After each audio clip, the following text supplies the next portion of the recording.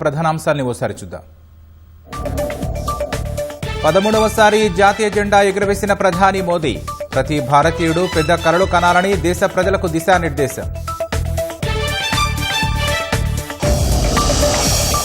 మహిళా రిజర్వేషన్ల అమలుకు అన్ని పార్టీలు కలిసి రావాలన్న ప్రధాని. బిల్లుకు సహకరించి క్రెడిట్ను తీసుకోవాలని విపక్షాలకు విజ్ఞప్తి.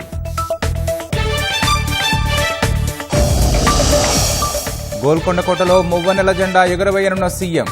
త్రివర్ణ పతాకాలతో సందడిగా మారిన పరిసరాలు.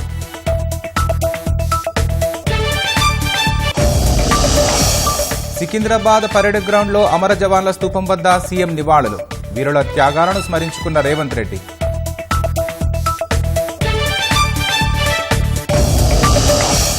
ఇవాళ సంగారెడ్డిలో స్మార్ట్ రేషన్ కార్డులను జారీ చేయనున్న సీఎం. ప్రతి కుటుంబానికి ఆహార భద్రత కల్పించడమే లక్ష్యమని వెల్లడి.